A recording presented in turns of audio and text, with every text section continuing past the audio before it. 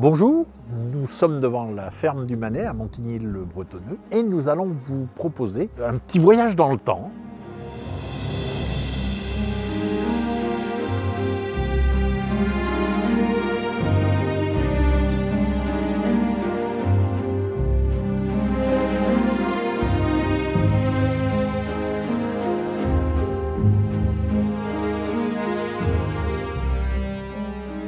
Les premières traces qu'on a de l'existence de cette ferme remontent au XIIIe siècle.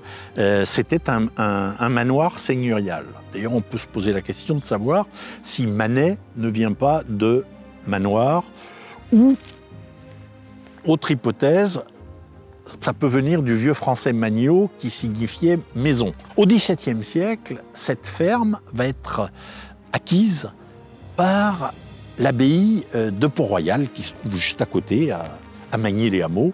Pour Port-Royal, c'était important d'avoir des exploitations agricoles, ne serait-ce que pour nourrir les sœurs. Aussi de faire un petit peu du commerce à droite à gauche, parce que les congrégations religieuses, elles avaient un rôle spirituel, mais aussi, c'était aussi un pouvoir. Et à la Révolution, elle va être vendue comme bien national, jusque dans la fin des années 70, où là, elle va cesser son activité pour cause de Ville Nouvelle.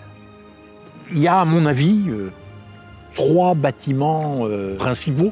Les anciennes écuries, qui aujourd'hui permettent d'accueillir des séminaires, des réunions, des conférences. Vous avez ce qui est aujourd'hui l'auberge du Manet, et qui correspondait à l'époque à l'endroit où logeait d'abord le seigneur et puis ensuite le fermier, et qui aujourd'hui est une auberge, est un restaurant gastronomique.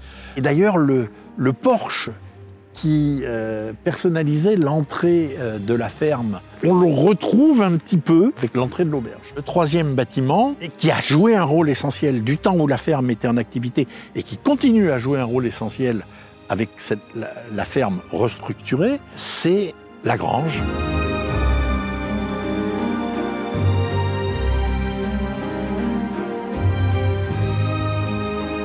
Cette charpente est remarquable parce qu'elle est en lamelles qui sont posées les unes sur les autres. Pour pouvoir la conserver, il a fallu la renforcer en IPN. Un lieu phare de cette ferme, lorsqu'elle était en activité, on pouvait stocker ici, dans cette grange, jusqu'à 6000 tonnes de blé. Un lieu emblématique, un lieu phare de la ferme du Manet. Grande salle, vous avez vu qu'il y a un nombre important de places assises, ça peut contenir presque 1000 personnes. Ça permet de l'utiliser comme salle de spectacle, de théâtre, de cinéma, bien sûr. On peut y projeter des films.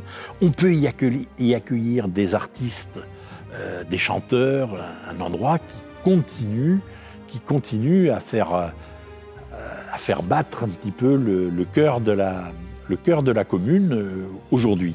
Et nous venons donc de fêter les 30 ans de cet équipement qui a été inauguré en 1991 en présence de Jacques Chirac. Pour retrouver nos visites sur le patrimoine ou l'art public, n'oubliez pas de vous abonner à la chaîne YouTube de 50 ans en Yvelines.